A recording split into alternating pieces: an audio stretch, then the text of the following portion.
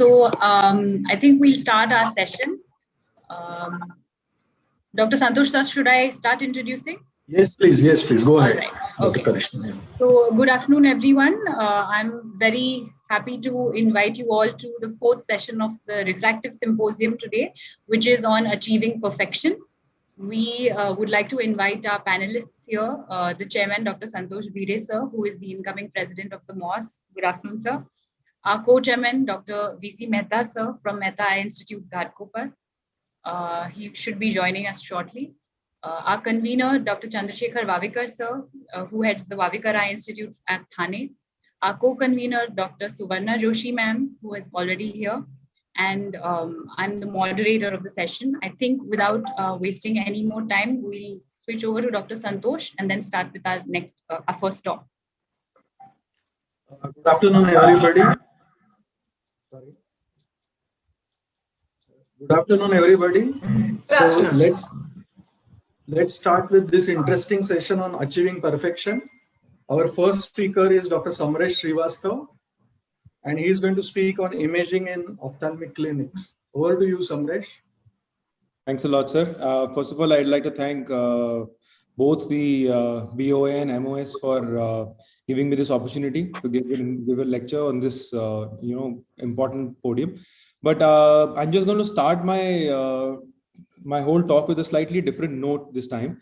My entire talk now is not focused on refractive as it is focused on day-to-day issues that we face in today's time right now. Just one second.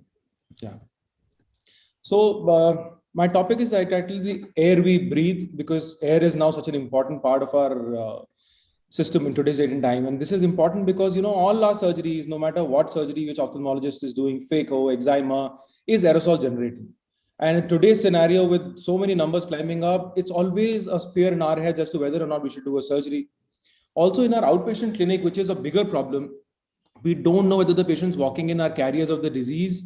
And we are very concerned not only about ourselves, but also our staff and other patients who might get infected. Now, there's been a lot of studies, a lot of them from India on discussing aerosol generation during surgeries and whether or not, it really happens. And one thing is amply clear that there is aerosol generation, which is minimal, which can be controlled by, by using better machines. But I believe that there is something more important to this, something that everybody should be able to take up at home. So we decided to do a study, and we published this in the IGO last year, where we looked at the aerosol generation in phacoemulsification in a real-time surgical scenario. This is our entire operating room. We had converted in the entire operating room into a UV compatible room to be able to see the areas and the distances to which the aerosol flows, if it does it. And if you notice, we've used BSS, which is laced with fluorescein, and the entire environment is UV lighted so that we can make out even if distant aerosol generation flows through. We did this study on cadaveric eyes, goat eyes, and also these model eyes, but eventually we realized that the goat eyes were best for demonstration purpose. And we realized a couple of important things in this during the course of our study. The first thing we realized is that a lot of aerosol that we generate in modern micro-incision cataract surgery, phaco, is technique dependent. Notice that I'm trying to move the phaco probe in and out of the eye, trying to elucidate and trying to make out any aerosol that's coming out, and not really much aerosol is being generated in this area. And that's because there's enough fluid moving. But notice over here that if I use an improper technique, probably like a novice surgeon, or maybe, a bad technique, and I'm trying to push my phaco probe, my tip against the sleeve, that is when the aerosol generation happens. That's because of friction between the sleeve and the tip. And this aerosol tends to move upwards. One more thing, which again studies have published, is that the use of methyl cellulose, HPMC, that I'll show you again, in an aerosol generation, if you dampen these aerosols using an HPMC or any other OVD, your aerosol generation reduces drastically. Something that we need to all be concerned about. Technique is now more important than ever before. And the use of OVDs, particularly on the cornea rather than inside the eye, is now even more important. So basic takeaway points: avoid incision distortion. Please pay attention to technique now more than ever before. Avoid compression and use an OVD. HPMC, cheapest OVD available, can be repeatedly topped up on the incision sites to avoid any aerosol generation. Refractive surgery, again, is a potential concern, and the problem is twofold. One is whether the microkeratome can generate aerosol, and I think Dr. Rohit Shetty's team has very elegantly demonstrated and published the microkeratomes do cause a lot of aerosol generation. So what's the choice we have? I think at this time for us as refractive surgeons, I would feel a femtosecond LASIK or a surface ablation may be a better option, simply because there is more controlled environment and less of chatter around the blades. Another issue with excimer, plumes causing any infective source, I don't really think so, because it's all plasma and it's all burnt out. But I think a good service of your machine to make sure your plume evacuator is working properly and there's no clogging and your filters are cleaned and done, it can go a long way to safeguard yourself. So I think with these small tips that that helped us understand, I think surgery can be continued even in the worst of scenarios if you pay attention and let the airflow move through. But what's more important than surgery is how the air around us moves in an outpatient surgical clinic or inside an operating room, be it a LASIK room or a cataract theater. To understand this, we picked up a principle of Schlerin imaging. We had to go back in science and revisit it. And Schlerin is a way of imaging air.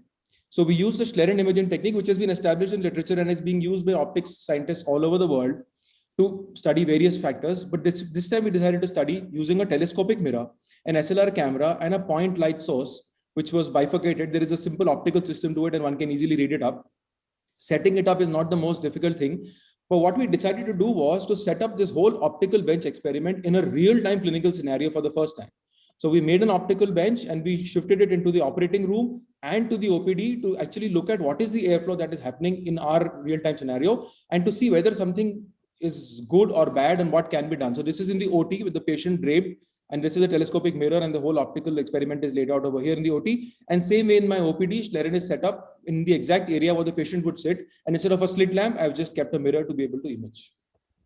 We chose healthy patients, mostly pre-operative patients. This was last year, who were coming for OR and had COVID negative on RT-PCRs. And we decided to test all sorts of various masking device, barrier devices. Or we also wanted to study how the room circulation, like fans and air conditioning, plays a role. So this is just to orient you. This is a normal person breathing. Notice then when normal tidal breathing is happening, all the air tends to move towards the, towards the surgeon, to the examiner side, and there's an ample movement of air.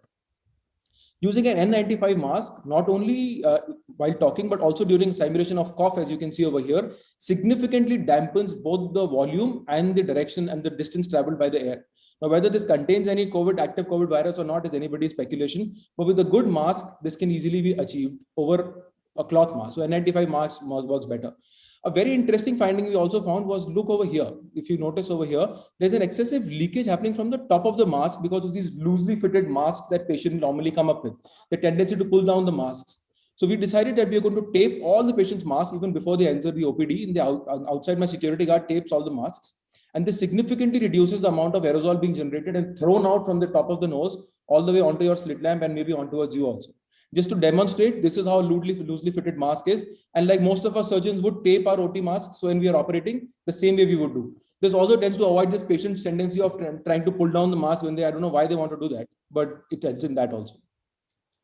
Barrier devices like a face shield or a breath plate go a long way in completely obstructing any flow of air from the patient towards the examiner's side. But I think these devices need to be larger to be able to cover more area. So there is absolute role for you and for the staff to be able to wear face shields at all time points. Same thing with the OR. You notice how the patient's breathing is moving upwards towards the operating microscope in a normal, uncontained environment. Putting up a mask dampens both the velocity and the volume of air being leaked out, although some air does leak out, but this could also be a thermal print because it's an N95 mask. But the same principles in the clinic also apply into the OR, because if you have a loosely fitted mask, this whole air plumes coming out of the patient's nose can potentially go towards the surgeon. So it's basic takeaway points, which you always knew, but we reinforce: use an N95 mask preferably, or a surgical mask, but tape the mask not only for yourself and your staff, but also for the patient. One more thing that we found extremely interesting and something that can be employed in every clinic is the use of forceful air. So this is the patient in my clinic, sitting and talking with the loosely fitted mask, and this is turning on the air conditioning. Notice that we have a cassette air conditioning on the top, and the moment the air conditioner is turned on, the entire downwards draft pushes the entire volume of patient's breath down. So it's not moving towards the surgeon at all, but it moves down towards the floor. Same way, a big advantage of using a laminar airflow in the operating room, and notice even if the patient coughs wildly, and this is simulated cough, none of the air goes up, and it is all blown down because of the heavy forces of the laminar airflow in the OT. So best to have an overhead AC unit or to have yourself placed so that the draft of air comes from behind you towards the patient. If not feasible, it's best to put a big, large table fan facing backwards or from you towards the patient, so it pushes the patient's air back towards themselves. We could not record with the fan because the fan causes a lot of movement of the mirror and it's unable to document it properly. This was also published in the JCRS back in December 2020, and JCRS actually came up with urgent guidelines. So even before publication, they circulated this widely amongst all the doctors to make sure that airflow circulation and simple things like taping the mask can be used to our advantage in a sorry situation like this, where we're all stuck up and we don't know when to start the clinic. And if you want to start a clinic, we have this big fear of catching the disease and bringing it back home. I think simple things can go a long way in protecting us and protecting the patients and making sure we don't add on to the burden of healthcare at this point in time. Thank you. Thank you, Samresh, for an excellent talk. Excellent showing imaging. Now the next speaker is Dr. Pranay Kapadia, and he is going to talk on basics of LASIK. Over to you, Dr. Pranay. Hi, good afternoon, everybody. I thank BOA and Maharashtra Ophthalmic Association for giving me this opportunity. Am I audible? Yeah, thanks. So we've had wonderful talks regarding LASIK, the advanced kind of LASIK, and wonderful talk from Dr. Srivastava. So having very difficult talks immediately post lunch is going to be a little difficult. So I just decided to do away with that and give a talk which is something really, really basic for the general ophthalmologist. So what exactly do we do? Just one sec. So what is the need for this talk? The need is to learn the fundamentals, to start doing LASIK yourself for all the general ophthalmologists, and to improve our skills. And there are too many webinars. Just a small little history that LASIK was invented sort of by a retinal surgeon called Dr. Piemann in 1989. And then we've come a long way after that. Lots and lots of types of refractive surgeries to choose from. So there is LASIK, PRK, RK, AK, which one to choose from? So let's start with something which is absolutely basic. So we have to learn LASIK first. So all of us 20 years back went ahead and did some learning, books, journals, courses. Now we have a lot of seminars, conferences, webinars.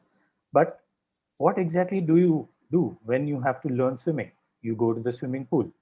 So you go to a LASIK center.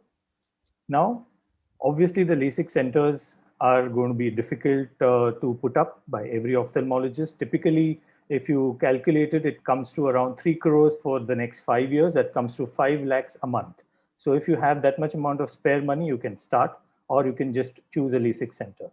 A LASIK center which could be convenient to commute, which will have flexible working hours, friendly staff, experienced surgeon, well equipped. Sometimes even the cataract OT attached to the LASIK center is important to manage the unforeseen complications. What is an ideal patient? A non-demanding, well-motivated, well-counseled. It's like almost an impossibility. Age group of 20 to 30, moderate myopia, small astigmatism is something that you should choose. A regular cornea, and the best patient for the first LASIK is an amblyopic patient.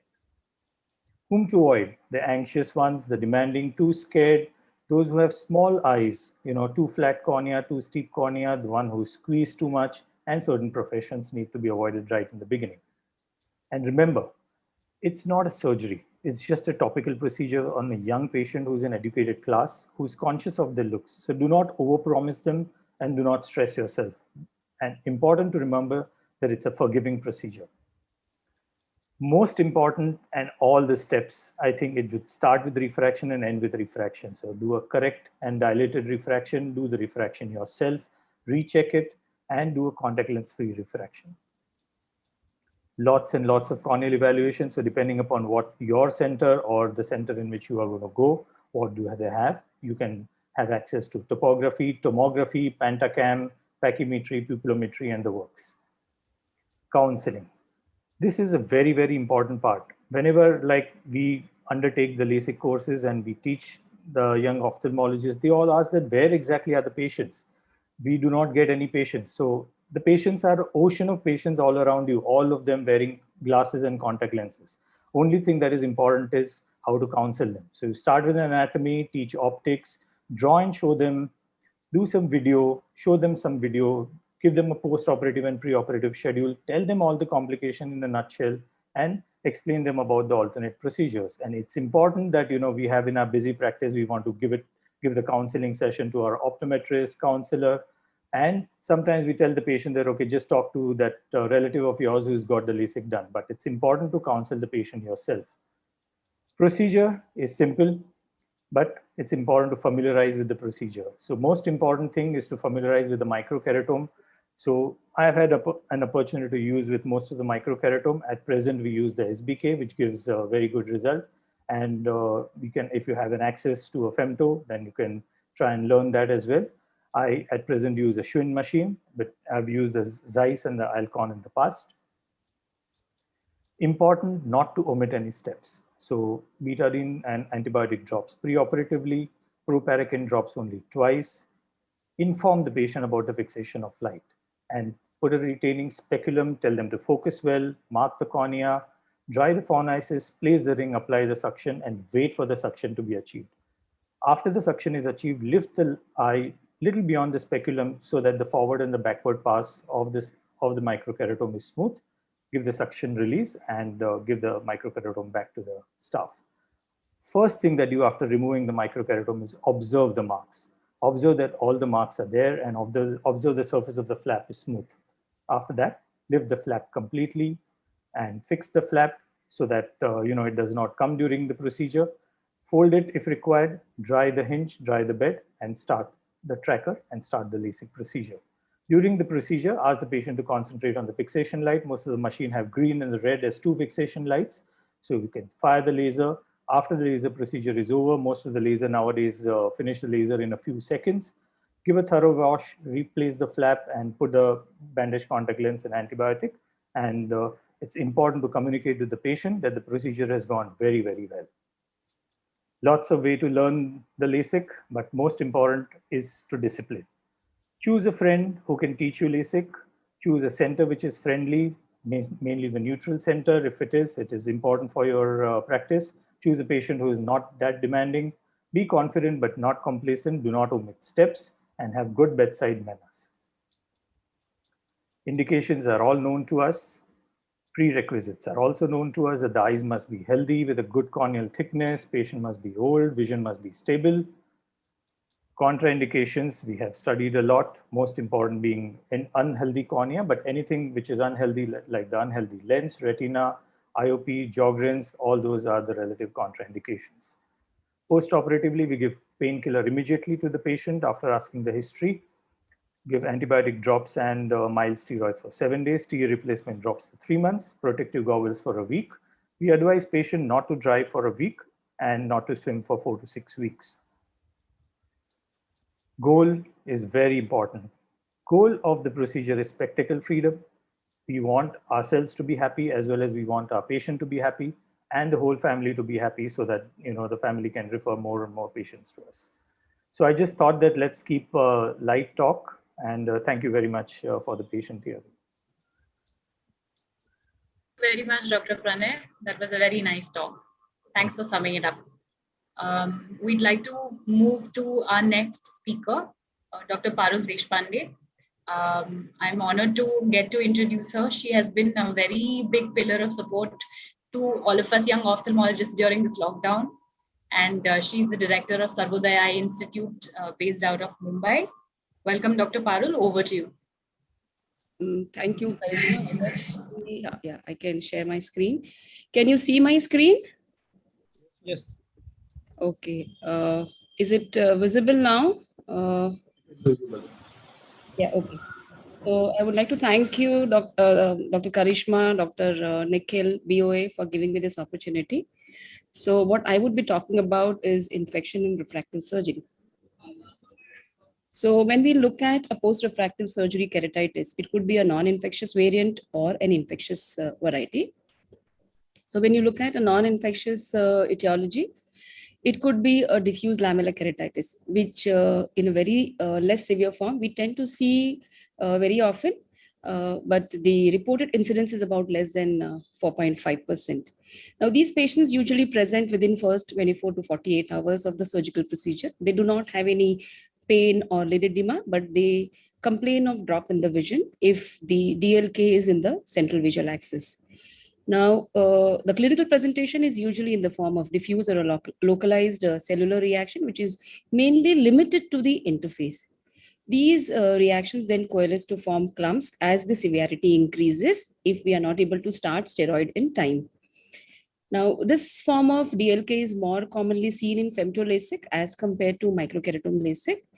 And the treatment of choice, again, is steroid in these patients, and they respond very well. And very rarely we have to take these patients for a flap lift.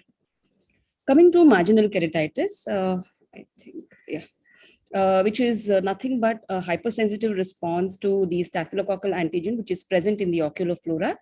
Now, these are more commonly seen where, in the cases of PRK and CXL, where we have an epithelial defect. And these also respond very well to topical steroids. Yeah, so coming to the infectious form, which is usually seen in less than 1.5%. These could have early or a delayed presentation, but usually about 60 to 70% of the patients present within the first 1 week of the refractive procedure. What one sees is the rapid drop in the vision, significant pain, redness, discomfort, lid swelling in these patients as the disease progresses. So initially it starts with variably sized localized infiltrates seen mainly in the interface with edema of the overlying flap as well as the underlying stroma. And as the infection increases, you will see the spread of these infiltrates in the surrounding tissue. One may be able to see anterior chamber reaction, flap melt as the severity increases. Since these patients are on topical steroids, sometimes signs may be masked and the symptoms may be more obvious. Coming to the early and the late presentations, the early presentation is usually caused by bacteria like Staphylococci, Streptococci, Pseudomonas. Rarely, it may be caused by fungi and the opportunistic infections. And late onset, which is usually more than a week later, usually is because of either fungi, non-tuberculous mycobacteria, or viral etiology. A very late presentation is usually seen in post-RKI, where we usually have recurrent epithelial breakdowns in the area of cuts because of the presence of epithelialness. And they can develop secondary infections very late after a few months. Now, this is a publication by Gerg et al., which came in IJO December 2020, a very beautiful presentation, where Dr. Gerg has tried to identify the organisms based on the clinical signs and the time of presentation. So if you see a white infiltrate, rounded margin, overlying stromal edema and a defect, which is presenting within a week of the refractive procedure, then it could be mainly bacterial. If you have an infiltrate with irregular margins, satellite lesions, endothelial exudates, which is presenting about a week after the procedure, then it's more of a fungi. And if you see a variable presentation like a ring infiltrate, linear, patchy, irregular infiltrates presenting more than a week later, then it's more of a mycobacteria or a nocardia. What are the risk factors? So a pre-existing dry eyes, MGD, or a lid margin disease. Intraoperatively, there is contamination because of the reusing the blades, use of common surgical instruments between two eyes, or use of contaminated ringolactate solution. Or if you have an excess intraoperative flap manipulations, so where you can give an access to the local flora into the interface and one can develop infection. And post-operatively, if there is a development of an epithelial defect, in patients with PRK and CXL, where you use bandage contact lens, topical steroids in presence of epithelial defect, there is a high risk of developing infection in these patients. Or if somebody does not follow the hygiene, can develop infection. So this is a very good, smooth flowchart which has been given by Gerg et al. So if you suspect a case of infectious keratitis in a refractive surgery patient, it's best to scrape them, subject them to microbiological assessment. So if you have a PRK, you can take the scrapings from the surface, but if you have LASIK, you can take it from the bed by lifting the flap. And in case of SMILE, you can go into the bed. This is followed by irrigation of the interface with the antibiotics. I also prefer to add antifungals. So if the patient has presented less than a week, you can give a combination of vancomycin along with 4th generation fluoroquinolones. Or if it is more than a week, you can add amikacin along with fourth generation fluoroquinolones before you have the microbiological reports. And one must subject these samples to the routine cultures like blood agar, chocolate agar, and the specific media like LJ medium for atypical mycobacteria, Sabouraud's agar for fungus, and also subject them to an add-on smears like 1% acid fast to pick up the atypical mycobacteria and nocardia, in addition to grams and 10% KOH. So if these patients show a good response and your microbiology is positive, you can continue the same therapy. But if you find that the microbiology is negative, but patient is still responding, you can continue the therapy. But if the patient is worsening, then one may have to decide to relift the flap, re-scrape. And in cases which are very severe, one may have to resort to surgical procedures like glue or flap amputation, or one may have to do a therapeutic keratoplasty if the infection is very severe. So this is one of the video which is showing the how you can take the interface scraping, and so you try to identify the flap edge by trying it. So you take a surgical sponge, dry, then with the Sinskey hook, you can just remove the epithelium and then try to lift the flap. Now, once you are lifting the flap, it's important that nobody puts the saline or RL, so that the interface sample, is good enough for the microbiology. And once you have lifted, it's important to just lift a partial flap till the time you are able to expose the infiltrate. So once you have done that, you can take a 15 number Bart Parker 15 number needle, the blade, and just take the sample from the interface. So once you have done that, and it's important to directly inoculate this on the culture media. So it's important that you keep all the culture media ready with you rather than sending a sample in ringer lactate or a balanced salt solution. Once that is done, you can deposit the flap and do a thorough wash with antibiotics, antifungals, and then similar to what we do in LASIK, you just dry the LASIK flap and see whether it is well in place. So with this, I'll come to some of the cases that I have managed. This is for the first case, which is a 24-year-old male, had undergone LASIK for low myopia. His right eye was normal, but on 4th post-op day, his left eye, he started having pain, redness, and blurred vision. So the primary surgeon discontinued his steroids and put him on tubramycin and moxifloxacin eye drops based on possibility of an atypical mycobacteria. So he was referred to me on the 9th post-operative day when his best corrected vision was 6/12 part. He had an irregular infiltrate in the interface and the overlying flap. There was a small localized epithelial defect. Based on the clinical picture, I felt it was probably a gram positive. And I went ahead with the interface wash, the flap lift, and the smears in this patient showed occasional gram-negative bacilli. And cultured grew Pseudomonas sootzeri. Now, this is an organism which has not been isolated so far in any of the post-refractive surgery. This is supposed to be a contaminant seen in a lot of media, but in eye, it's not been seen in the ocular flora. But a recent article which I went through, and it showed that it is localized in our meibomian glands. So I'm not sure whether this patient got it from there. So this patient was then continued on his ceftazidime eye drops along with tubramycin, and his best corrected vision improved to 20/20 at the end of 15 days. Another case, a 25-year-old female who came with pain on the 3rd post-operative day in the left eye. The right eye was normal. Her best corrected vision was 6/60. And if you can see here, there was a central hyphate, or I could say the branching lesion, which you can see in the interface, and you can see an immune ring of an infiltrate around the infiltrate. So based on that, possibility of a fungus was there, but we went ahead, since it was too early for a fungus to present, I went ahead with corneal scraping, the interface scraping, and on the smears, it showed occasional gram-negative bacilli, but there was no other thing which was positive. The interface wash was done with vancomycin, ceftazidime, and amphotericin B, as I usually prefer to do it with that. So the next 48 hours, the infiltrate continued to worsen, and there was no growth in bacterial as well as fungal growth. So at this point of time, the dilemma was whether we should rescrape. So I decided to wait for 48 hours, look for an additional response.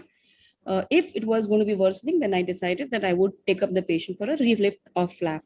Dr. Parul ma'am, sorry to interrupt. It's We're another slightly one. overshooting time. Okay. 1 minute.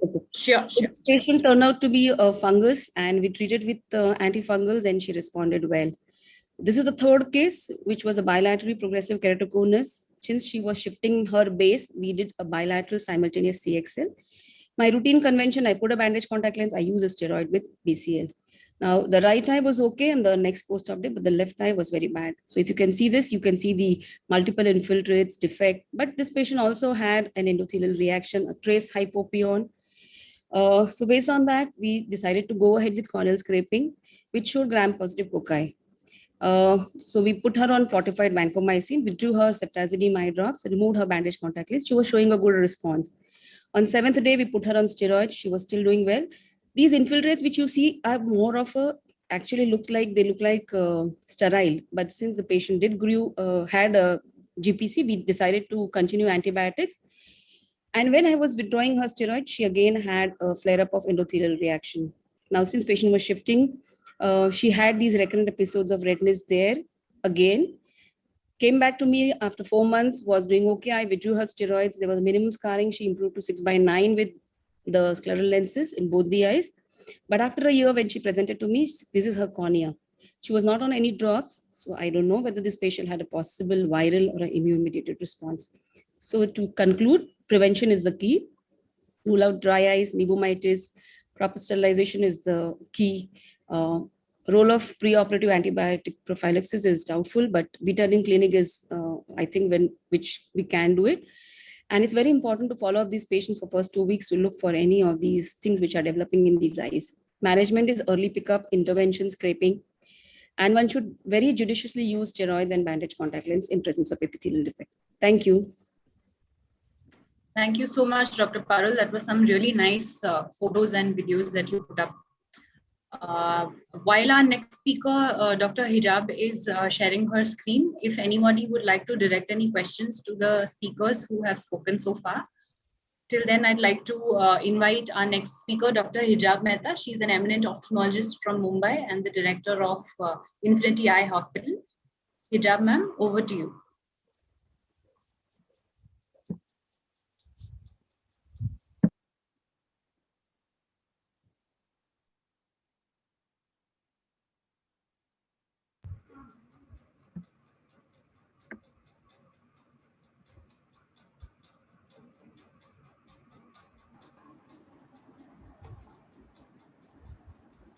Yeah, good afternoon, everybody. I hope you can see and hear me. Yes, ma'am. Yeah, thank you, BOA. Thank you, MOS.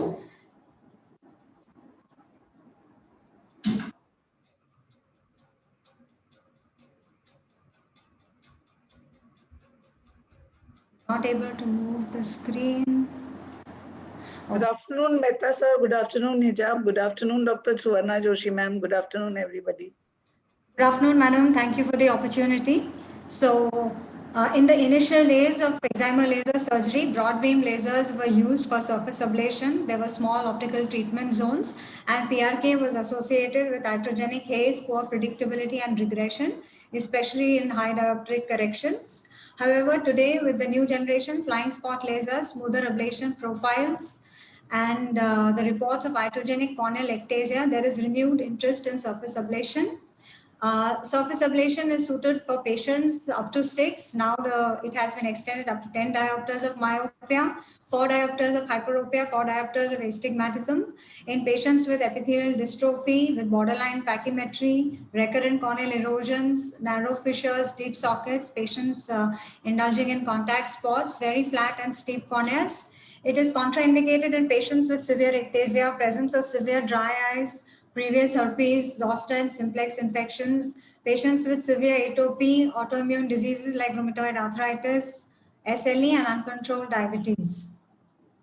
There are also reports of PRK extra where PRK is combined with cross-linking in patients with pachymetry between 450 microns to 470 microns, having a normal topography without any form thrust keratoconus. The outcomes are comparable to PRK alone. However, few patients did develop post-op haze, which took 6 months to resolve. Ectasia can occur after PRK, but the incidence is much lower than LASIK. The ectasia following laser refractive surgery that has been reported, 96% is post-LASIK, only 4% is post-PRK. And in these patients also, they had a pre-existing suspicious topography. The fellow eye had keratoconus. They had thin corneas, and there was also family history of keratoconus. Surface ablation can be done by mechanically debriding the corneal epithelium using the eczema laser or using dilute alcohol.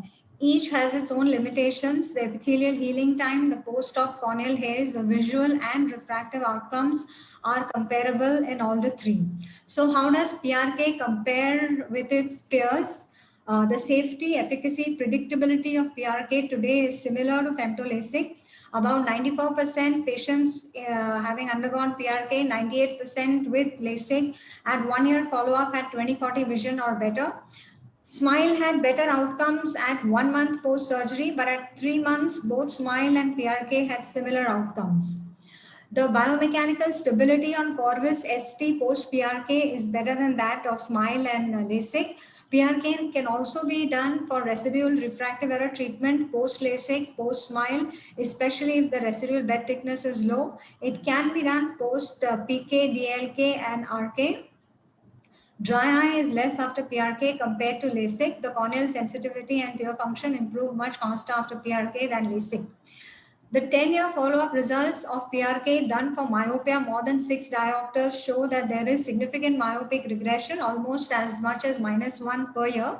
And 10-year follow-up for PRK less than -6 diopters shows that regression is much lower, about 0.01 to 0.1 diopter per year. These are reports where the older generation lasers have been used. Mitomycin C has not been used, but the newer reports show that the outcome of surface ablation is as good as LASIK. Only thing is the recovery, the visual recovery took much longer, almost 3 months to compare with that of LASIK. The results in hyperopia are safe, effective, and stable. However, the visual recovery is much faster, patient comfort is much more, and regression is much lesser with LASIK than PRK. The problem with PRK is the post-operative haze, which all the surgeons dread. The epithelial removal during the surgery releases cytokines which are responsible for the post-op corneal haze. TGF-beta plays a key role. It results in the activation of keratocytes into myofibroblasts, which result in the haze and scarring. Topical TGF-beta blockers such as SAHA are now being studied to modulate the wound healing. The transient haze, which is seen after PRK, it starts at about 1 month post-surgery. It becomes maximum at 3 months and then gradually subsides. It depends upon the laser platform that is used. The greater the depth of ablation, high astigmatic correction, exposure to UV, darker skinned individuals, delayed epithelial healing, genetic factors, poor ocular surface health, dry eyes, and nutritional deficiencies. Previously operated eyes such as post-PK, RK, history of keloid. There was the study conducted at Narayan Nethralaya where they analyzed the corneal epithelium obtained at the time of PRK in patients who developed post-op haze, and they showed that they had this genetic dysregulation of the extracellular matrix remodeling pathways. The late onset corneal haze usually occurs 3 to 4 months post PRK. It persists much longer. It can occur as late as 2 years after the initial treatment. It is usually seen in patients with small optic zones. It is triggered by sun exposure, trauma, and surgery. This is one such patient who presented to us 1 year post PRK with haze.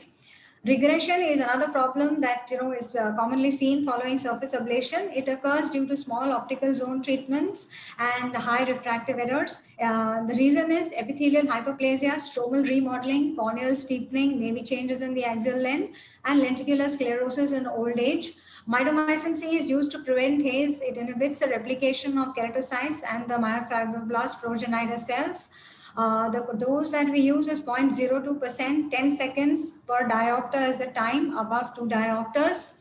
In high myopes, more than 6, mitomycin C is seen to inhibit the haze at 1 to 3 months, but may not help at 6 to 12 months because there are cases of breakthrough haze which are seen. So the questions remain regarding the optimal treatment parameters and the long-term safety of mitomycin C. This is a good recommendation from the December 2020 IGO issue where they have mentioned that all ocular surface problems, lid margin problems need to be addressed prior to the surgery with topical steroids, lubricants, immunomodulators, oral doxycycline. Once the surface is stable, then we need to plan the surgery. The other measures that one could take in CHOP is give a chilled BSS wash for 30 seconds after the ablation. This reduces the pain and the haze by dampening the inflammatory response. High decay silicone hydrogel bandage contact lenses, they help in epithelialization. They reduce the pain. They inhibit the polymorphs and prevent reactivation of the keratocytes. UV protective eyewear is recommended for a year post-op. Oral vitamin C and topical steroids need to be given for at least 2 months post-op. The topical steroids definitely dampen the inflammatory response and delay the onset of haze, if not prevent altogether. There are some patients with corneal haze who do not respond to topical steroids. One of the reasons could be that the anterior stroma gets repopulated by myofibroblasts of different stem cell lineage. Either they are bone marrow derived, which respond to steroids, or they are from the residual corneal keratocytes, which are not steroid responsive. NSAIDs can be used judiciously in the first 48 hours or 72 hours to reduce the pain in topical or oral form. One needs to be cautious while using them.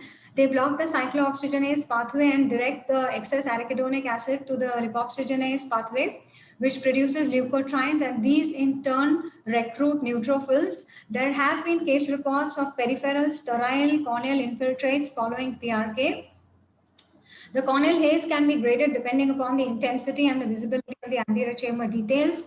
For late onset corneal haze, it is still suggested that we could give a trial of topical steroids for 8 to 12 weeks, use preservative-free lubricants, can add tacrolimus eye ointment at bedtime, can give oral doxycycline for the meibomian gland disease, oral vitamin C and UV protection. Ma'am, just a gentle reminder. Yeah, the last slide. Yes, Yeah, thank you. So for retreatment, anybody who comes with an uncorrected visual acuity of 20/40 and significant haze regression with complaints is a candidate for retreatment, which should not be done till at least 6 months post-surgery.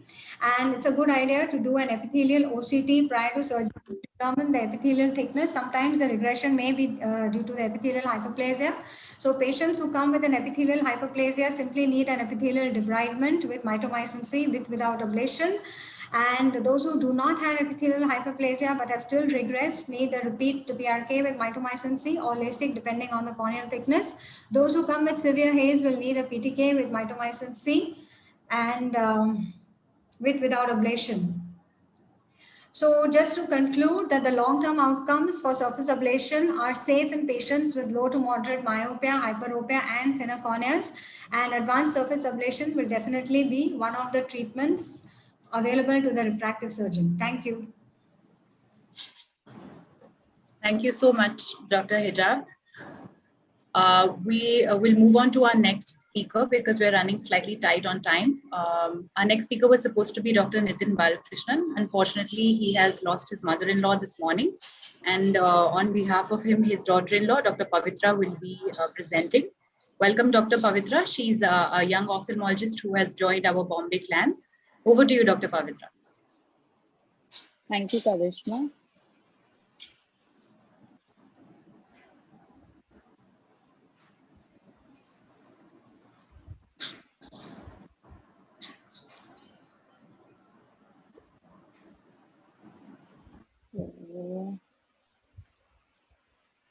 One second. Dr. Hijab, till Dr. Pavitra starts the presentation, you mentioned a patient coming for a retreatment, having a persistent or a severe haze from the previous treatment. In such a patient, would you be modifying your treatment parameter or would you be following a slightly different protocol to ensure that there is no recurrence of a haze or a regression?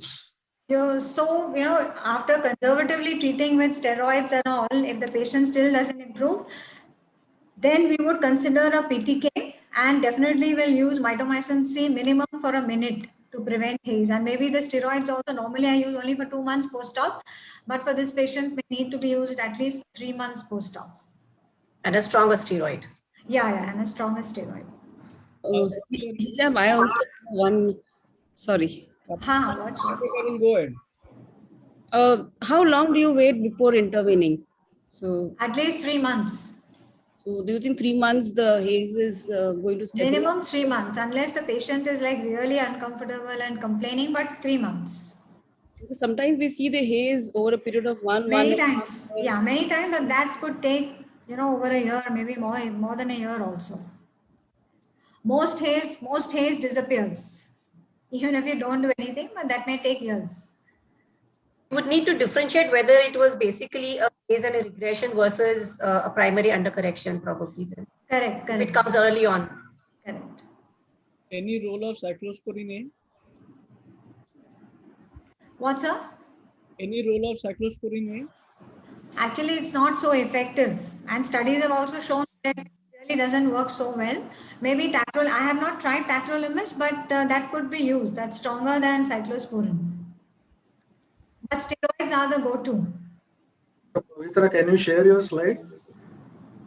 So I'm trying. Just give me a minute. Till then, shall I ask someone else to go ahead and speak? Yeah. The next speaker. Can I start? Yes, please. Dr. Vavikar.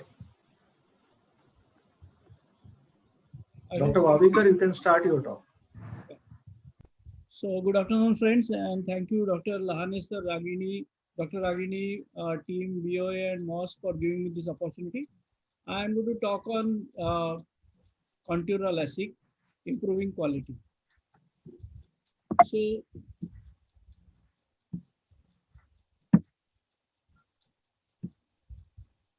So we started doing LASIK in the late 90s of the last century, and immediately we realized that we are having a problem of glares and halos, and it was attributed to HOA. The various approaches were taken to treat them. One of them was wavefront guided LASIK, second was the Q adjusted LASIK, and the third was topo guided LASIK. All of them had their limitations. But today we are having more interest in the topo guided LASIK. It was used basically for treating the corneal surface irregularities. But because the ablation was irregular in different areas, unequal, it did not follow the standard Miralles equation, and therefore we ended up with refractive surprise. And therefore it was made to be a two-step approach, where the first step you correct only the corneal aberrations or irregularities, and the second step you correct the refractive surprise or whatever is left behind. In the meantime, US FDA wanted data for topo-guided LASIK for primary eyes, and that is where the C4 C12 compensation mechanism was thought of.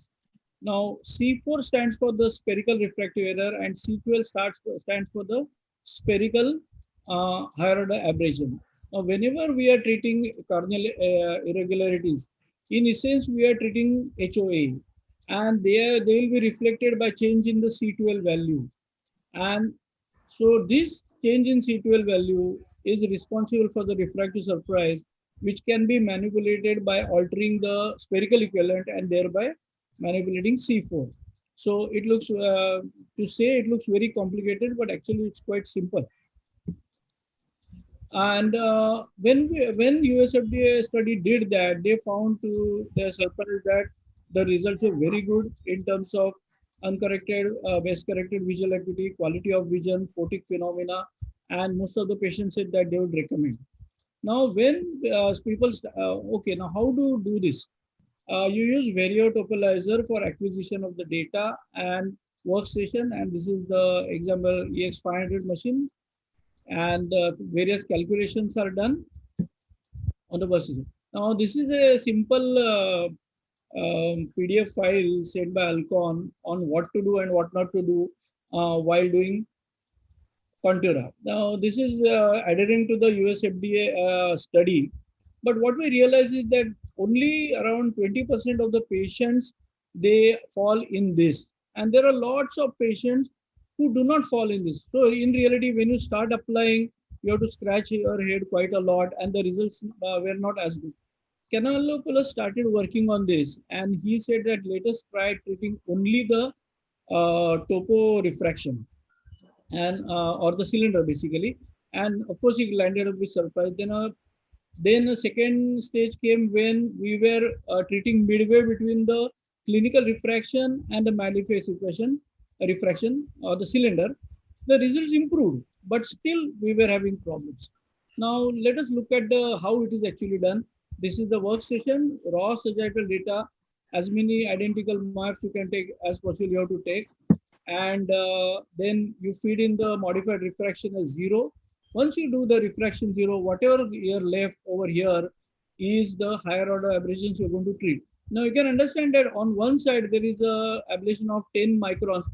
How much refractive effect it will have, it is very difficult to understand.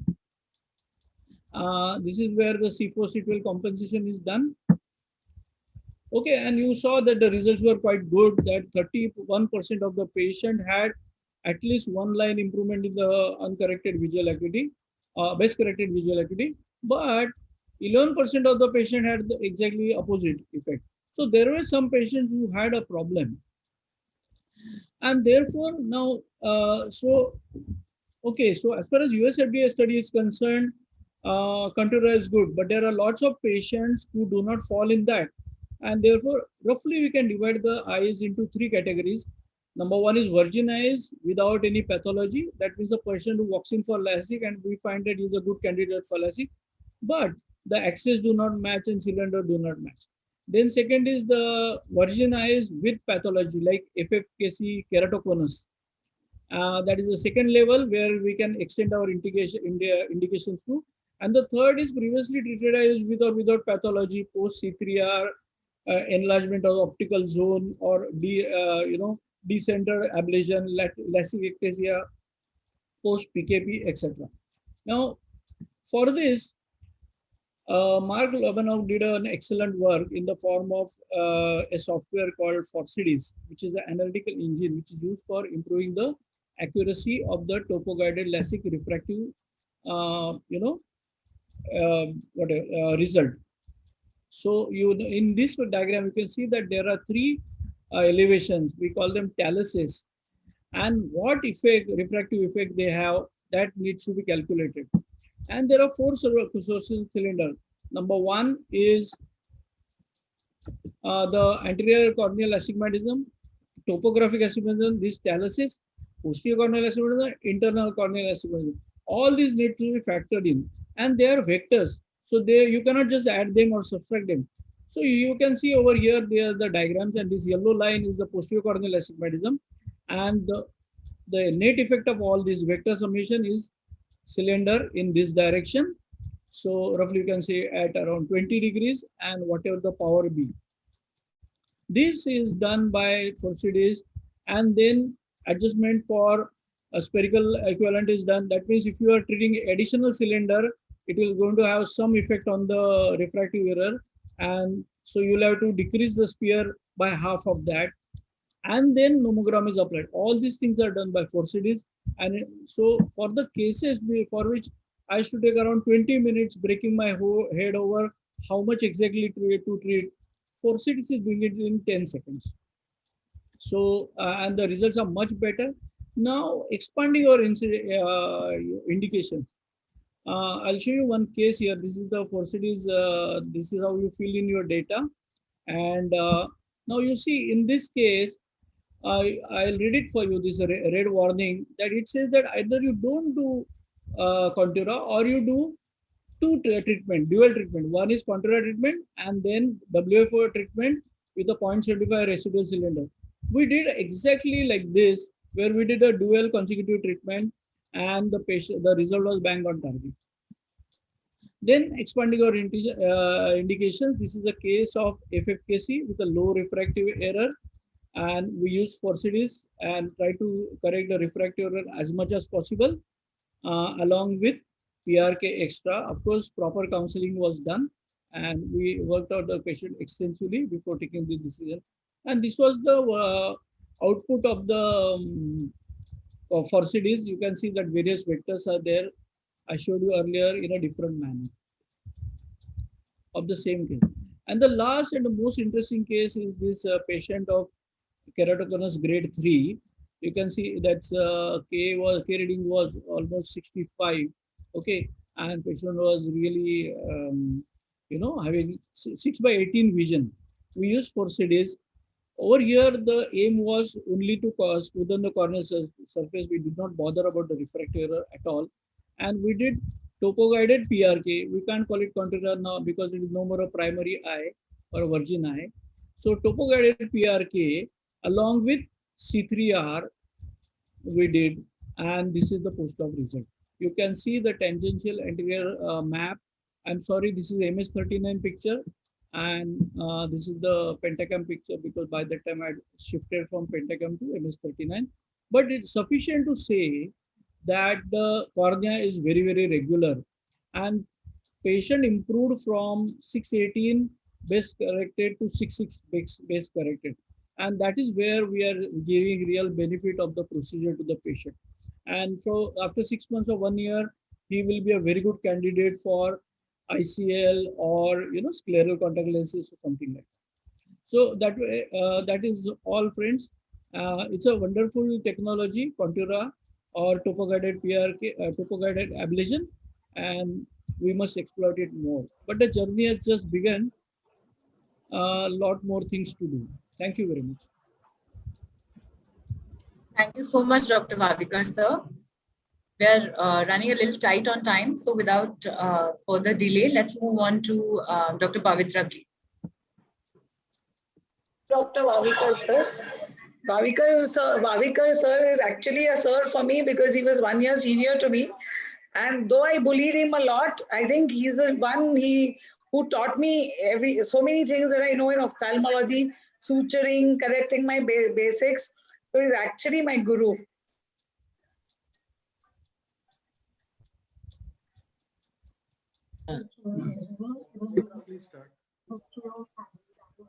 Pavitra, you'll have to unmute yourself. Mute yourself. Yeah, please unmute.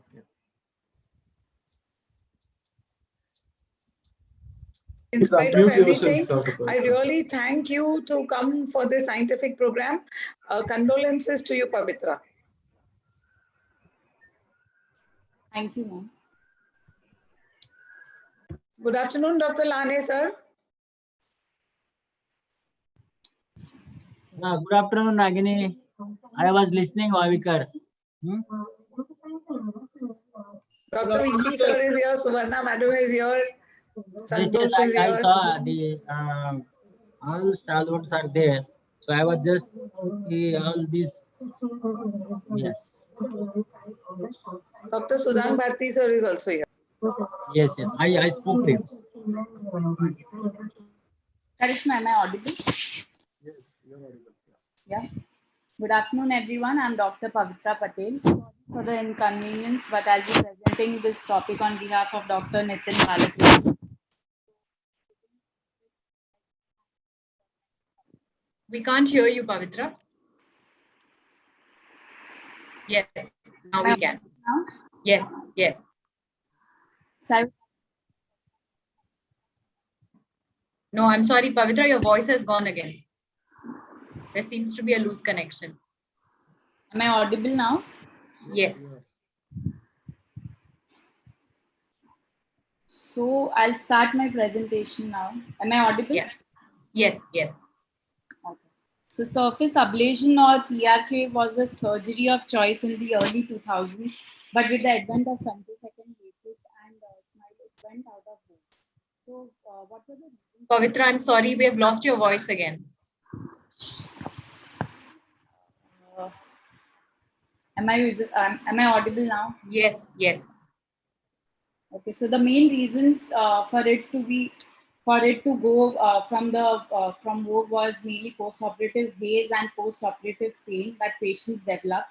So now it is well documented that patients develop haze following PRK, and main predisposing factors were ocular surface inflammation and exposure to UV light, which were known to cause the same. So how do we overcome these pitfalls and ensure exemplary outcomes post the procedure. So what do we do preoperatively, mainly to prevent haze? Firstly, we should check for any kind of meibomian gland dysfunction and treat it with either oral doxycycline or topical azithromycin ointment to see and to diagnose any kind of dry eye disease or ocular surface inflammation. And in milder cases, to treat it with artificial tear substitutes, and in severe cases, to treat it either with intense regulated pulse light therapy or liquid flow procedure. Also to check for contact lens intolerance and treat it, to check for any systemic problems like keloids or acne, because these are the patients who have more tendency to develop post-operative haze or scarring. And also to check for vitamin D deficiencies and also treat the same if it is low. Now, intraoperatively, the method of epithelium removal also plays very important role in haze formation. Normally, we either remove it by alcohol or mechanical removal, which can be done by spatula or Amoy's brush, or it can be also removed by laser. Now, in a study of 75 patients undergoing PRK surgery in our center, we categorized them into 3 equal groups and found that alcohol removal patients developed more amount of haze in which the epithelium was removed with the alcohol as compared to mechanical removal, and it was least in the patients where the epithelium was removed by laser. So laser removal again can be either done on different platforms like Schwind or the Alcon Streamlight. Also, second important thing to prevent haze is judicious use of mitomycin C, 0.02%. And a collagen corneal shield is soaked in mitomycin C and placed over the cornea, following ablation for around 10 seconds per diopter. Now, things that are supposed to be done post-operatively are high potency use of steroid eye drops for at least a month, along with cyclosporine eye drops to prevent any kind of inflammation, to continue with the vitamin D supplements, and the most important thing, to ask your patients to wear any UV protective goggles for at least 3 months to prevent any late onset haze. Now, the different exercises that we implement to prevent post-operative pain includes, of course, the use of chilled balanced salt solution both before and after the ablation, as again it helps us, to reduce inflammation. Study conducted at my alma mater, Narayan Nethralaya, Bangalore, proved that the use of BCL soaked in any form of NSAIDs like ketorolac prior to the usage of BCL acts as a depot, and it drastically helps in reducing post-operative pain. Again, the mode of epithelium removal will also play important part in post-operative pain. Thus, patients who underwent epithelial removal with the help of laser had faster re-epithelialization in our study, and hence had subsequently lesser amount of pain post-operatively. Now, having spoken of the different practices to improve post-operative outcomes, I would also like to discuss advantages of PRK over other refractive procedures. Now, this published literature, again by Narayan Nethralaya, highlights the facts that biomechanics of the cornea post-PRK is stronger as compared to other refractive procedures.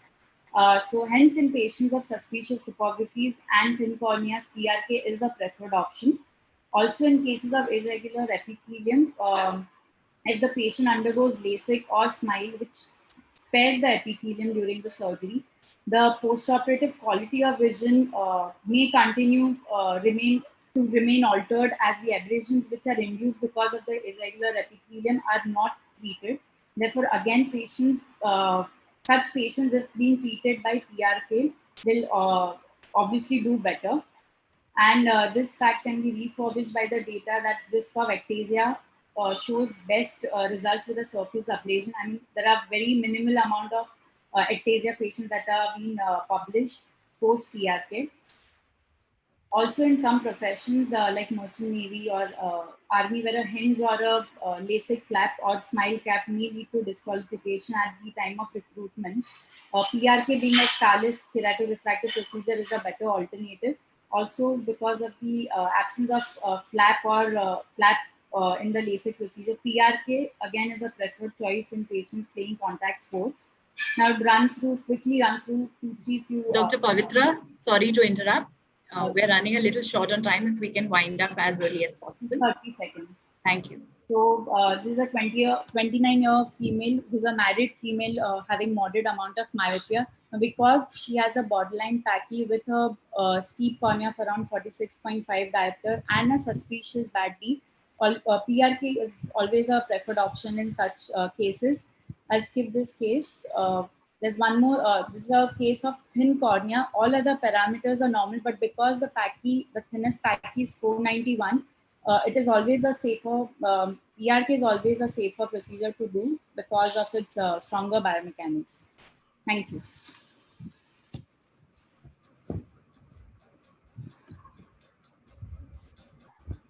Thank you. Thank you, Dr. Pavitra. Shall I introduce the next speaker? Yes, Yes, sir. please, Dr. Vavikar, go ahead. Yeah, our next speaker, it's my pleasure to introduce Dr. V.C. Mehta, sir. He is a founder and director of Mehta Eye Clinic, Ghatkopar in Mumbai, and very, very cool, composed surgeon. It has always been a pleasure attending his OTs and learning lots of clinical pearls from him. Over to you, sir. Oh, thank you, Chandrasekhar. It was pleasure to hear you and to see you in person, at least on the web, since a long time. I'm going to talk to you about how to create femtoflaps. Am I visible? Am I audible also and visible also? Yes, sir. Yes, sir. You all know that the treatment part in the refractive procedure, excimer laser, has gone through a lot of sea change, and the creation of the flap has to keep pace with that. So traditionally, the flaps were traditionally created by the microkeratome, and it has served us well for the last 2 decades. But if you see the difference between the femto flap making and the microkeratome flap making, you immediately can make out the difference. The difference being that everything that happens in femto flap making is under direct vision, while everything that happens under a microkeratome flap is hidden behind the microkeratome. And unless and until you lift up the flap or lift up the microkeratome, only then you come to know what has actually happened. And there are many more advantages also of the femto flap making, as we will see as we go into the presentation. Other thing is that the flap related complications are quite few: no free caps, no buttonholes, and very precise depth, uniform and planar flap, so that when the flap goes back into the position, it fits in so well. You can see in this particular slide, this is how the microkeratome flap is sitting back, while as the femto flap sits in perfectly well, and there are less chances of microstray, which is very common in the microkeratome flap. So how do we create a femto flap? Obviously, you have to go through these steps like pre-op evaluation, planning, and execution. In a pre-op evaluation, the most important thing is have a good look at the patient and the eye, and have a good look at the cornea. This is very important because even a slightest of a scar in the deeper level will create a problem during the femto flap making. And also look at the eye measurements like the white to white measurements and the K readings. You also need to look at the patient characteristics, whether the patient is apprehensive or no, whether the patient has a small palpable fissure, tight orbit, large nose, floppy conjunctiva, because this can create problem during your femto flap making, and you need to address this little differently. Planning, we need to look at the thickness of the flap. What are we going to create the flap? Traditionally, conventionally, I do a 100 micron flap, but you can go in for a 90 micron or 120 micron, depending on how much residual you're going to leave behind. The flap diameter also needs to be adjusted according to the type of treatment that you're going to do. Like hyperopic treatment will require a larger bed and therefore a larger diameter of the flap. And the hinge position will differ. If you have an astigmatic treatment like this, then you have a nasal hinge preferred in this case. And in the astigmatic treatment like this, the superior hinge is good enough.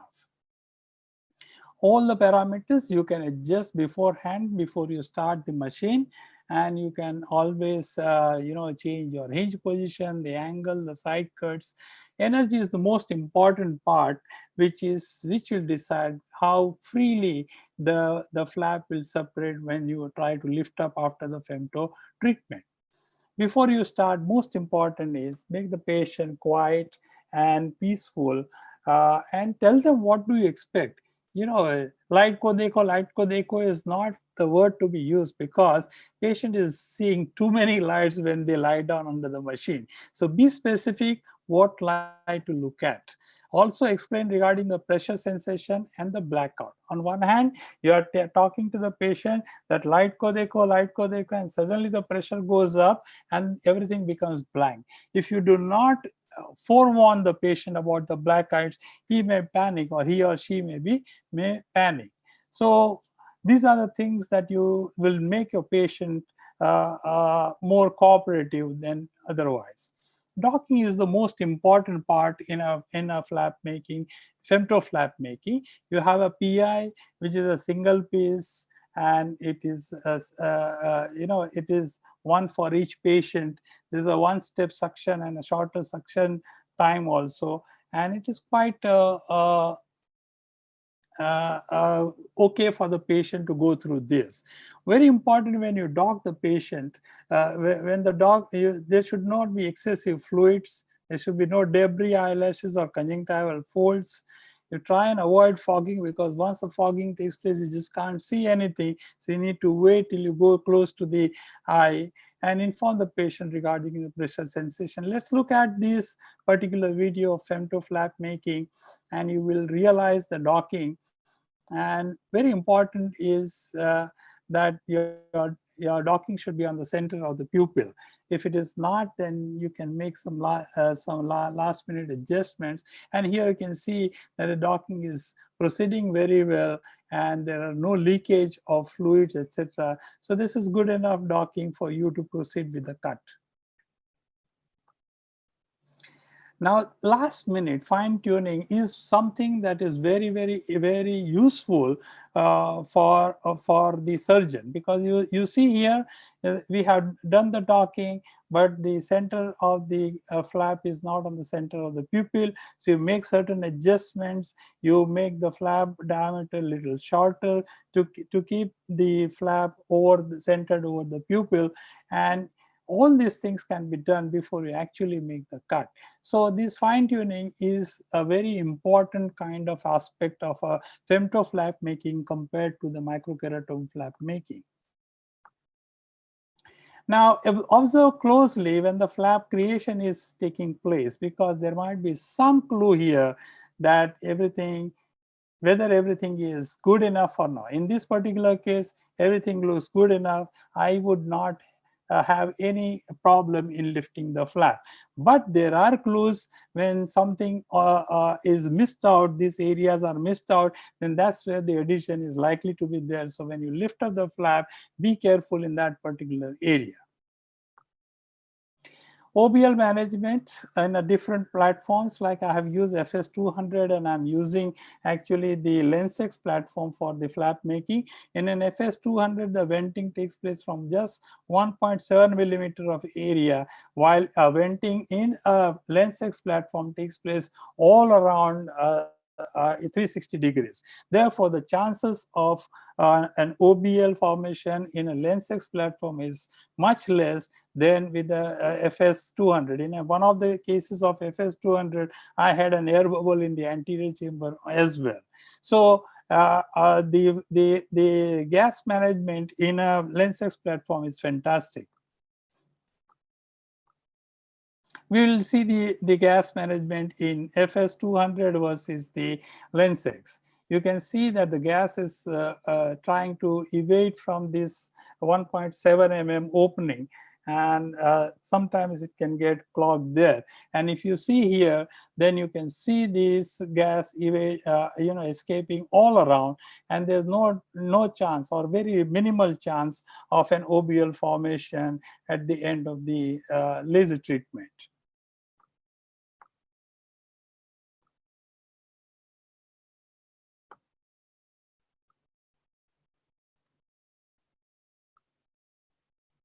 Okay, flap lift.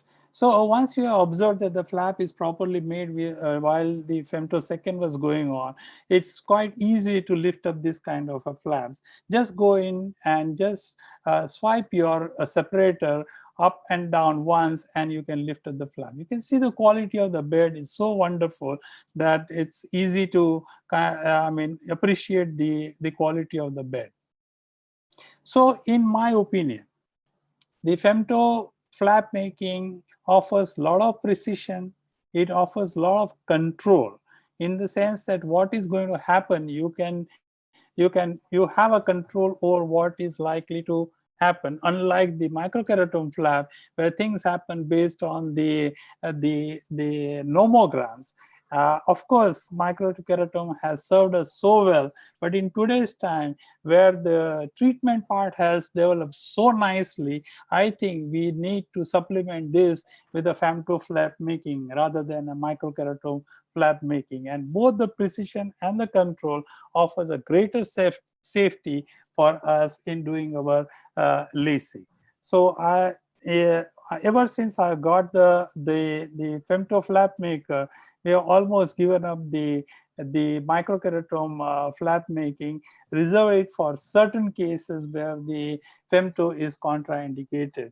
And mind you, the complication rates has gone down drastically, the flap related complication, and there is much more ease of making the flap, and which will complement also to the treatment that we do, like the contour, etc. So thanks a lot talking to you guys. If you have any questions, I would be definitely answering it. Thank you. Thank you, sir, for excellent talk. And may I request Dr. Suvarna Madam to introduce? Yes. Bharti, sir? Thank you so much, Dr. Mehta, sir, for a wonderful talk. And may I introduce our last speaker, who's a guest speaker, Dr. Sudhan Bharati.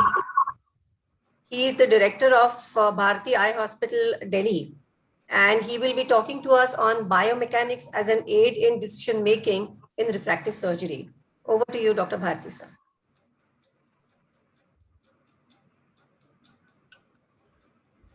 Thank you, Dr. Suvarna.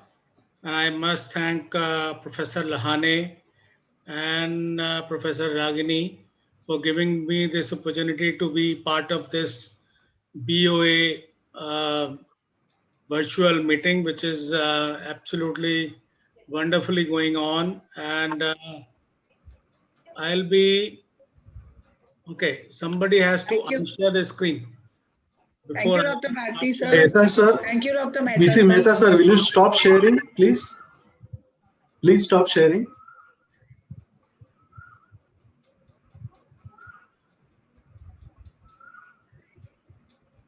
VC, sir, please stop sharing your screen.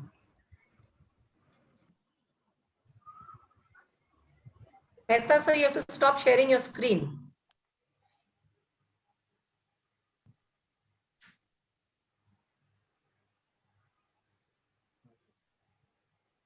Dr. Bharti, sir, you can start now.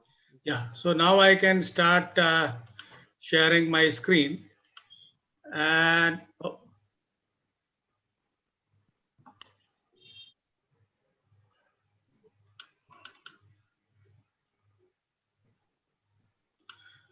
there we are. We are talking about, I'll be talking about biomechanics as an aid in decision making in refractive surgery. And I'm sure I'm audible as well as my slides are visible. Yes. Yes, sir. Great. So the most important fact we have come to understand over whatever 25, 30 years I've been doing LASIK it sometimes becomes impossible preoperatively to identify all patients who would go into ectasia. And in fact, a couple of patients who were like having a possibility of ectasia, and we were very conscious of the fact that we'll be careful and do everything, and other measures we take like thin flap and all those factors, still they don't go into ectasia at all. So those two things, and we started doing topography, and then went on to go on to Pentacam to to understand that Pentacam is the gold standard as of now. But still, sometimes we go wrong wherever, even when the parameters, the cutoff is 1.6. Sometimes even those patients show a sign of ectasia at a later point in time, maybe 6 months to 1.5 years down the line. And then we are at a loss to understand what has happened. So there's a new tool which has come up in a combination of Pentacam, and that is the corneal stiffness parameter, which is measured by Corvus. So what I'll be talking about is the biomechanics, which we can safely predict as to whether this patient's cornea is weaker, and we have to take extra measures to be safely doing LASIK or a refractive corneal procedure in all these cases, and not have any issue at a later point in time. So this is good for pre-refractive surgery screening, also to measure the effect of cross-linking, predict the outcome after refractive, and customize treatment in refractive and corneal surgery. So now this corneal stiffness parameter was developed by Vincigura, and we now realize that once we are doing an applanation with the Corvus, there is a flattening and then concavity which occurs on the corneal apex, and then it starts coming back, and that is what we are measuring, and this is what we are going to measure as a corneal stiffness parameter. So this is a measure of load by direct measure of deformation of the air puff, which is provided by the Corvus system. And this is the vertical displacement, which is measured by a blue light, which is not exactly ultraviolet, but it measures the deflection to a very accurate extent, and we find how much is the deflection which is there. And there'll be two things which are happening. So we'll, and this evaluation, which becomes, important once you see that all this was different when it was measured preoperatively, and when there is a little bit of corneal thinning measured after the LASIK or whatever corneal surgery you have done, even SMILE. So changes in the biomechanical properties in PRK compared to LASIK and SMILE, we have come to understand that there is hardly any changes in PRK as compared to LASIK and SMILE, which are comparable, and the changes in the biomechanical properties are almost the same. So the other factor which is important, this is all in vivo, and this is not, you can do the measurement in a patient and during or before the procedure and understand what is going to happen. And this is what is the measurement, what is the picture which we are seeing. This is the initial stage, and then there is the applanation, where after the applanation there is a puff, and this deformation occurs, which is a concave, and then it comes back and reaches the original situation, and you understand what kind of deformation was there and how much time the cornea took to come back. So this is the first applanation, then the highest concavity, and the second applanation. And these parameters are measured over a very small period of time, which is approximately 33 milliseconds. And this gives a very great idea and a very accurate idea about the corneal strength and all. These are the other pictures which are the same thing. Now, another factor which is important is while there is the pressure on the eye, there is a deformation or there is a displacement of the cornea, as well as the whole globe also, displaces backwards. So this has to be compensated, and these are the pictures which are superimposed over the previous pictures, and then we compensate for the movement of the eyeball as compared to the cornea. And that's another factor which we came to understand that's important, that we don't take into consideration the movement of the globe. So, and there is a deformation and deflection, and this is what we have to understand. Now, the dynamic corneal response parameter, the whole eye motion, are deformation, and the when this is removed is the deflection of the cornea. These are two important facts. And this is the inverse radius curve, and this is the difference, that in the keratoconus, the thinning and the corneal thickness going towards the periphery is different than normal thin cornea. This pachymetric progression is very important to understand, and this is also measured with this system. So stiffness parameter and all these reports defined by Vincigura, and these factors, they are very important in understanding the biomechanics and to understand whether this patient is going to develop ectasia at a later point in time. And those two parameters, those two indices which are now having great importance is CBI and TBI. And CBI is biomechanical index, and I'll come to the reports. The second important thing is the TBI, total biomechanical or the tomographical biomechanical index formed by the Corvus. These, when the measurement for 11 millimeter as compared to 13 millimeter, as compared to 15 millimeter, and as compared to 19 millimeter, you will find that all these parameters, the movement of the graph remains within those three lines, which indicates that this cornea is, whatever is the pressure, it doesn't affect the corneal movement despite the fact that there is a pressure difference. But if there's a change in the corneal thickness, or there is a possibility of central corneal biomechanical weakness, then these parameters change to that extent that you understand that all these factors come into play, and then the possibility of ectasia is there in all these.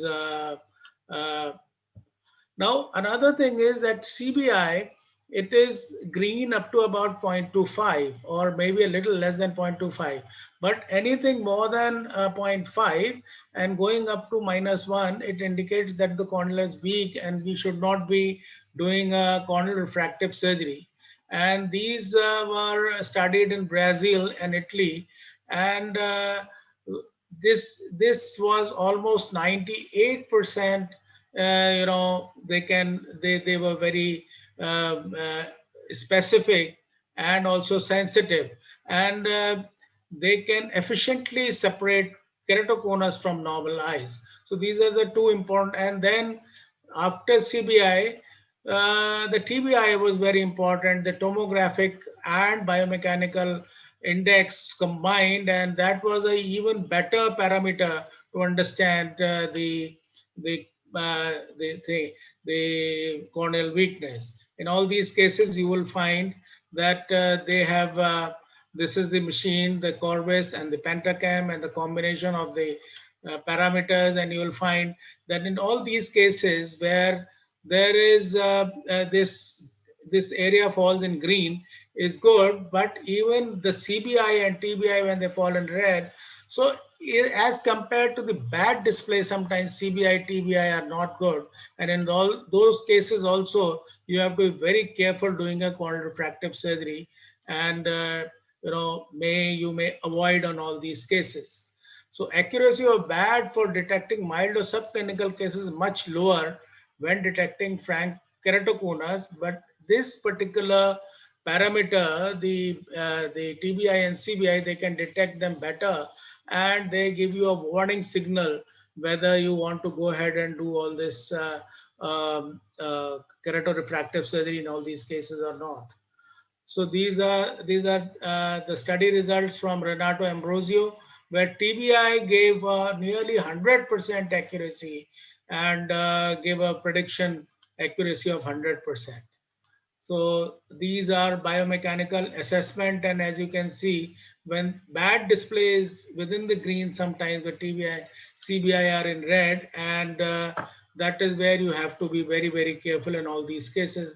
These are the few pictures which I can show you, that these bad display are not showing as much, you know, weakness of the cornea as compared to the TBI and CBI. And this is the ultimate thing, that if it is from 0 to 0.35, you can go forward and do LASIK SMILE or any other laser refractive surgery.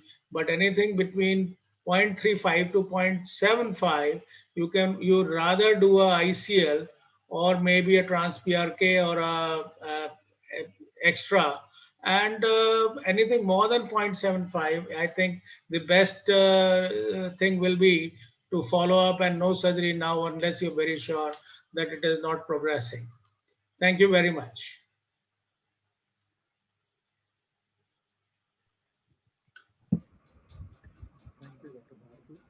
Thank you, Dr. Sudhank. That was really nice. I think Dr. Chandrasekhar has a question. Good afternoon, Dr. Bharti. It was a very nice lecture. Practically, on a day-to-day level, how much your decision is altered by Corvis? Because we have been hearing the reports that it is not so so refined the technology, and cannot be used in mainstream. But now a lot of people coming and saying that yes, he is using it regularly, or they are using it regularly. What is your observation that how much in the mainstream it is in your practice? See, if I go back and look at my own cases where I did and did not do, the Corvis or TBI CBI combo throws up much more, caution, and you make you much more cautious for doing all this, or may not be doing a corneal refractive surgery. And in our armamentarium, if you have an IC, then in all these younger patients, or especially younger ladies, I would say that, being overcautious is better than repenting at a later point in time when these ladies become pregnant, or at a late, long term, you have a possibility of having these ectasia.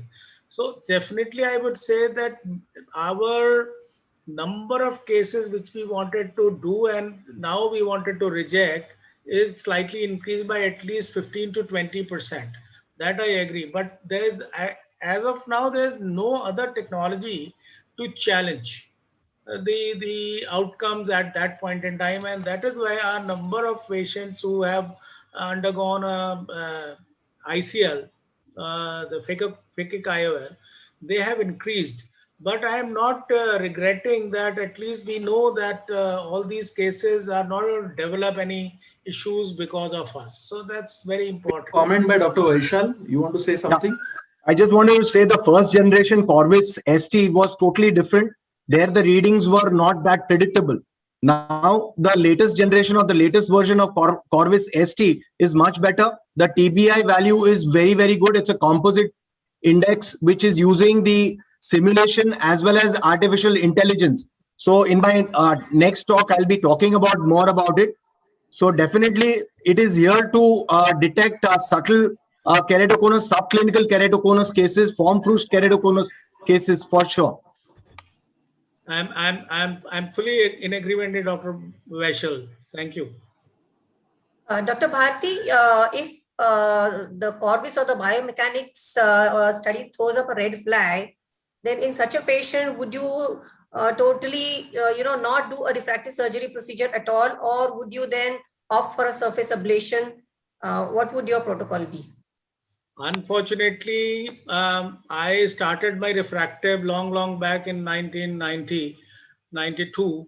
So I personally never did surface from the beginning, because at that point in time, mitomycin C was not so, easily available, and there were no studies regarding the mitomycin, and there were a lot of my friends who were doing PRK had developed, the patients that developed a lot of reticular haze, even when the PAVA was only -2. So from day one, I started doing LASIK. I had a microkeratome, and from day one, so there is absolutely hardly any real experience of PRK in my own hands. And but in all these cases, where looking at my clinical acumen and whatever clinical experience I have, in all these cases, I would rather wait for a period of maybe 6 months, and then go ahead and do another workup for LASIK before jumping upon the ICL. And if I find that the parameters are still not so good, I would rather not do a corneal refractive surgery. But there is a possibility that I'll get another 5% back into the fold of corneal refractive surgery after 6 months. Thank you, sir. Thank you, Sudham Bharti. Thank you very much. Thank you. Thank you, sir. Thank you very much, and all the best to you for the upcoming